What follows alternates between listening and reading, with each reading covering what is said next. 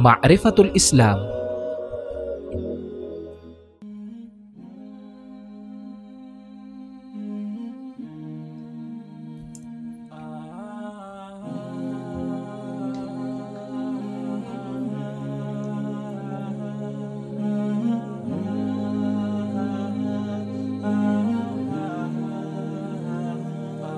Assalamualaikum warahmatullahi wabarakatuh.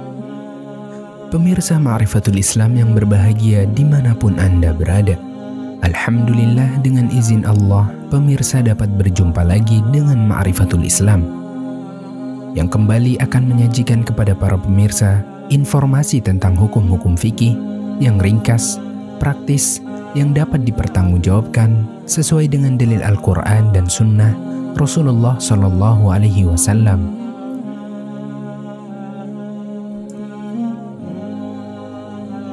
Hari Raya Idul Adha merupakan hari raya bagi umat Islam selain Hari Raya Idul Fitri.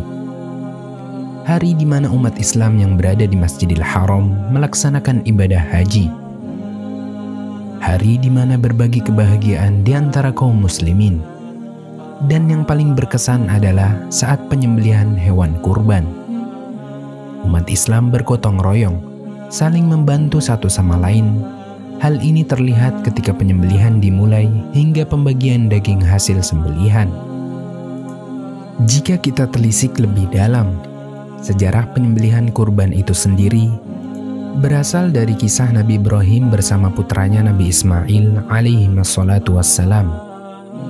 Jika kita mau mengambil pelajaran, banyak sekali keteladanan yang dapat kita ambil dari Nabi Ibrahim. Allah Subhanahu wa Ta'ala berfirman, sesungguhnya Ibrahim adalah seorang imam yang dapat dijadikan teladan, qanitan, patuh kepada Allah, dan hanif, dan dia bukanlah termasuk orang musyrik yang menyekutukan Allah. Quran Surat An-Nahl ayat 120.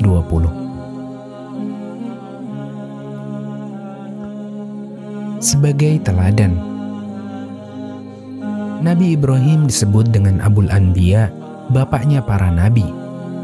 Tidaklah seorang nabi setelah Nabi Ibrahim, kecuali semuanya berasal dari keturunan beliau. Nabi Ibrahim disebut juga seorang imam karena beliau menjadi teladan bagi kita semua. Sebagaimana yang Allah firmankan di surat Al-Furqan ayat 74. Dan jadikanlah kami sebagai imam, pemimpin bagi orang yang bertakwa. Para ahli tafsir menjelaskan, yang dimaksud imam pada ayat tersebut adalah dijadikan sebagai teladan bagi orang-orang yang hidup sesudahnya. Patuh kepada Allah. Nabi Ibrahim adalah seorang hamba yang patuh, di mana ia mendahulukan perintah Allah Subhanahu wa Ta'ala dengan cara mentaatinya. Siapa yang tidak kenal dengan kisah beliau yang meninggalkan istrinya Hajar dan putranya Nabi Ismail di tanah yang gersang tanpa meninggalkan bekal apapun? Hal ini menunjukkan bahwa rasa cinta beliau kepada Allah melebihi rasa cintanya terhadap istri dan anaknya. Padahal kita tahu bahwa istri dan anak adalah salah satu godaan terbesar di dunia yang bisa menyebabkan seseorang terlalu mencintai dunia dan melalaikan akhiratnya. Allah Ta'ala berfirman, wahai orang-orang yang beriman, sesungguhnya di antara istri-istri dan anak-anak kalian ada yang menjadi musuh bagi kalian. Maka hati-hati atau waspadalah kalian dari mereka. Quran Surat At-Taghabun ayat 14. Nabi Ibrahim juga melaksanakan perintah Allah, bahkan mendapat dukungan dari anaknya sendiri tatkala Allah memerintahkan beliau untuk menyembelih anaknya sendiri, yaitu Nabi Ismail. Padahal beliau telah lama merindukan untuk memiliki buah hati. Allah Ta'ala berfirman, maka tatkala anak itu sampai pada usia sanggup, berusaha bersama-sama Ibrahim. Ibrahim berkata, wahai anakku, sesungguhnya aku melihat dalam mimpi bahwa aku sedang menyembelihmu. maka pikirkanlah apa pendapatmu." Ia menjawab, "Wahai bapakku, kerjakanlah apa yang diperintahkan kepadamu. Insya Allah engkau akan mendapatiku termasuk orang-orang yang sabar." Quran Surat As-Saffat ayat 102. Orang yang hanif. Hanif artinya bertekad mengikuti kebenaran dan jalan yang lurus. Nabi Ibrahim adalah seorang yang berpegang teguh terhadap kebenaran, tidak berpaling untuk meninggalkannya, dan memiliki pemahaman agama yang lurus. Tidak pernah terlintas di pikiran beliau untuk meninggalkan agama yang benar ini. Jadi sudah sepantasnya dan seharusnya kita meneladani beliau dalam berpegang teguh pada ajaran yang benar ini. Bukanlah seorang musyrik. Nabi Ibrahim bukanlah termasuk orang yang menyekutukan Allah. Bahkan beliau secara tegas mendakwahkan tauhid. Ada anggapan keliru bahwa Nabi Ibrahim pernah bingung terhadap Rabb-Nya. Ayat ini membantah bahwa beliau tidaklah pernah sama sekali menyekutukan Allah. Namun kita lihat praktik umat Islam zaman sekarang. Masih banyak di antara umat Islam yang melakukan amalan menuju kesyirikan. Bahkan telah mencapai derajat kesyirikan itu sendiri. Padahal kesyirikan adalah dosa yang tak terampuni dan pelakunya akan kekal di dalam neraka jika pelakunya tidak bertaubat sebelum meninggal. Sungguh ayat yang telah disebutkan tadi menunjukkan keteladanan seorang Nabi Ibrahim. Kita sebagai umat Islam yang mengaku beriman kepada beliau, hendaknya menjadikan beliau sebagai teladan kita.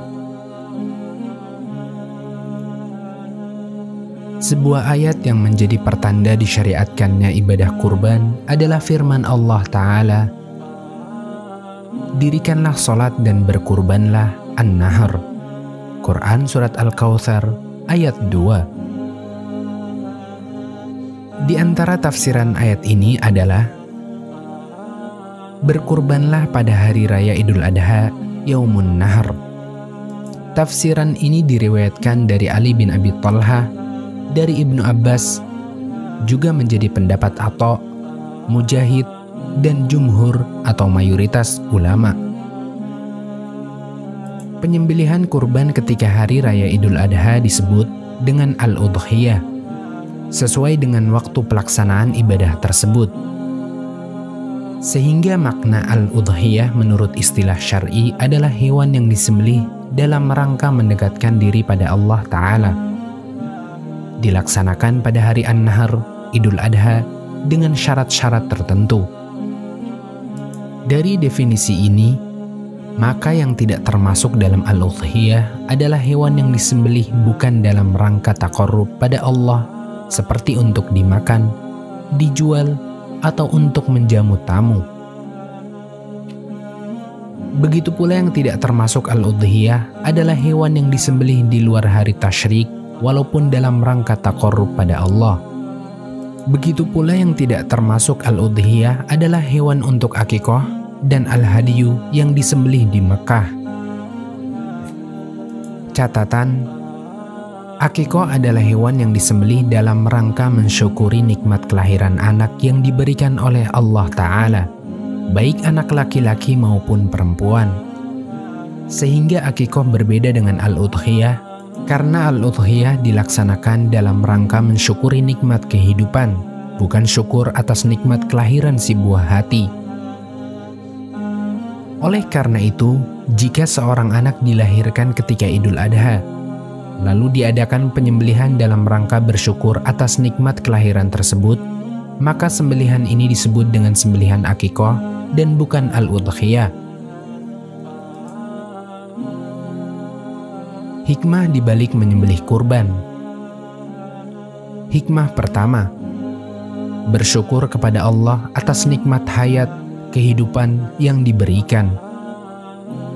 Hikmah kedua, menghidupkan ajaran Nabi Ibrahim, Khalilullah, kekasih Allah alaihi salam, yang ketika itu Allah memerintahkan beliau untuk menyembelih anak tercintanya sebagai tebusan, yaitu Ismail alaihi salam, ketika hari An-Nahar, Idul Adha. Hikmah ketiga, agar setiap mukmin mengingat kesabaran Nabi Ibrahim dan Ismail alaihimassalam. Yang ini membuahkan ketaatan pada Allah dan kecintaan padanya lebih dari diri sendiri dan anak. Pengorbanan seperti inilah yang menyebabkan lepasnya cobaan sehingga Ismail pun berubah menjadi seekor domba. Jika setiap mukmin mengingat kisah ini, seharusnya mereka mencontoh dalam bersabar ketika melakukan ketaatan pada Allah. Dan seharusnya mereka mendahulukan kecintaan Allah dari hawa nafsu dan syahwatnya. Hikmah keempat, ibadah kurban lebih baik daripada bersedekah dengan uang yang semisal dengan hewan kurban. Raihlah ikhlas dan takwa dari sembelihan kurban. Menyembelih kurban adalah suatu ibadah yang mulia dan bentuk pendekatan diri pada Allah. Bahkan seringkali ibadah kurban digandengkan dengan ibadah sholat. Allah Subhanahu wa Ta'ala berfirman, "Maka dirikanlah sholat karena Tuhanmu dan berkurbanlah." Quran Surat Al-Kautsar ayat 2. Katakanlah, sesungguhnya sholatku, nusukku, hidupku, dan matiku hanyalah untuk Allah, Rabb semesta alam. Quran Surat Al-An'am ayat 162. Di antara tafsiran an-nusuk adalah sembelihan, sebagaimana pendapat Ibnu Abbas, Sa'id bin Jubair, Mujahid, dan Ibnu Qutaibah. Ketahuilah, yang ingin dicapai dari ibadah kurban adalah keikhlasan dan ketakwaan, dan bukan hanya daging atau darahnya. Allah Subhanahu wa Ta'ala berfirman, "Daging-daging unta dan darahnya itu sekali-kali tidak dapat mencapai keridhaan Allah, tetapi ketakwaan dan kamulah yang dapat mencapainya." Quran Surat Al-Hajj ayat 37. Ingatlah, bukanlah yang dimaksudkan hanyalah menyembelih saja, dan yang Allah harap bukanlah daging dan darah kurban tersebut.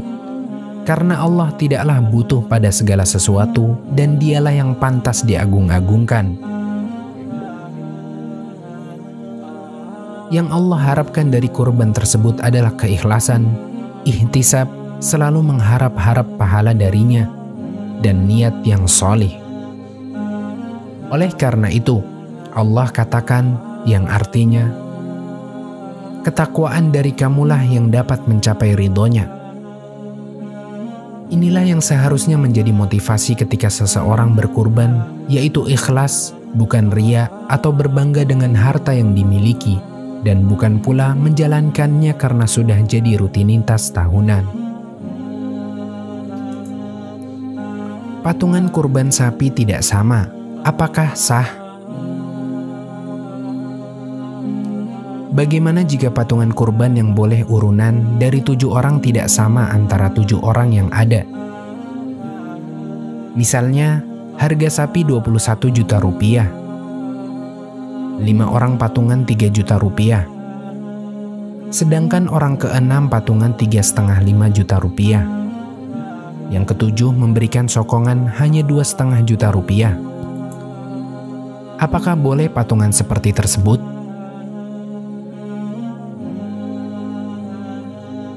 Syekh Muhammad Shaleh Al-Munajjid hafizahullah ditanya, bolehkah salah satu dari yang ikut dalam patungan kurban memberikan patungan kurang dari 1/7 untuk kurban sapi? Apakah itu berpengaruh pada sahibul kurban lainnya yang ikut patungan? Jawaban Syekh hafizahullah, boleh berserikat dalam sapi atau unta sebagai kurban dari 7 orang. Tidak boleh salah satu dari yang ikut patungan tersebut kurang dari 1/7.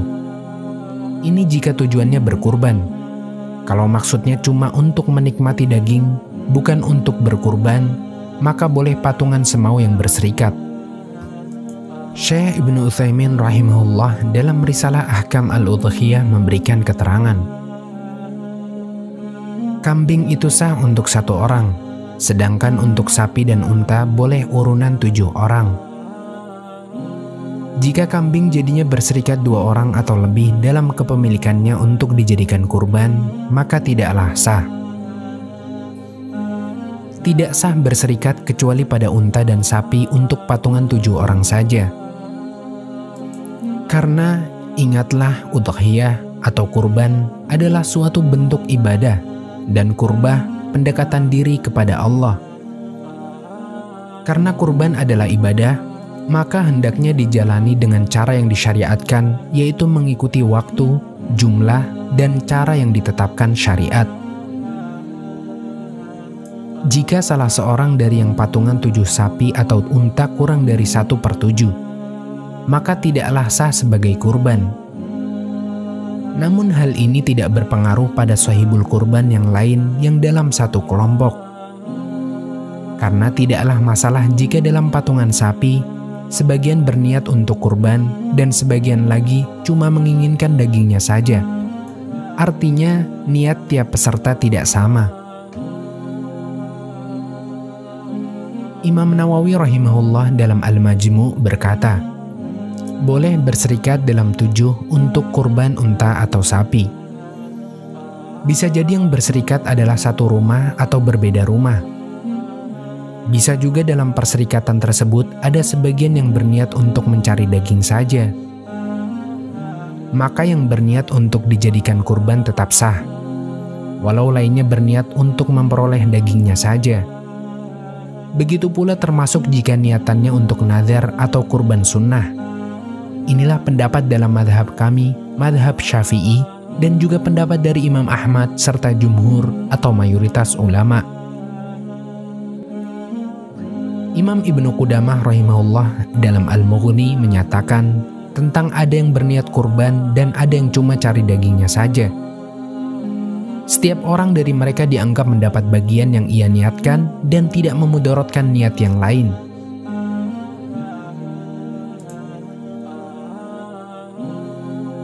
Kesimpulan, kembali ke masalah patungan kurban sapi yang tidak sama, maka tidak termasuk kurban karena akhirnya jatah satu orang kurang dari 1/7. Hal ini bisa dibatasi dengan cara sahibul kurban yang beri patungan lebih memberi kepada yang kurang tambal sulam atas keridhoannya. Semoga bermanfaat. Hanya Allah yang memberi taufik dan hidayah.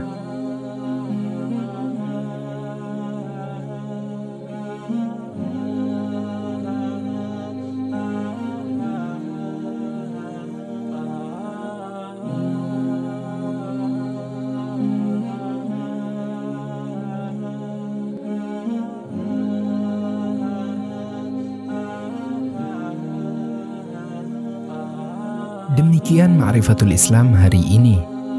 Semoga tayangan kali ini dapat diambil manfaatnya, menjadi penambah ilmu bagi para pemirsa yang belum mengetahui, serta menjadi pengingat kembali bagi para pemirsa yang sudah mengetahui.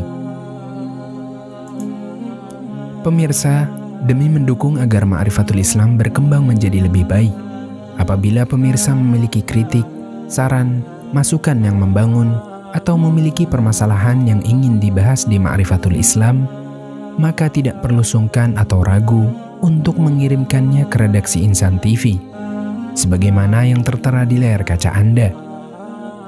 Ma'rifatul Islam akan menerima semua saran, kritik dan masukan, serta pertanyaan pemirsa dengan rasa syukur dan tangan terbuka. Akhir kata, terima kasih atas perhatiannya. Dan jangan lupa untuk tetap ikuti terus Ma'rifatul Islam esok hari di jam yang sama. Wassalamualaikum warahmatullahi wabarakatuh.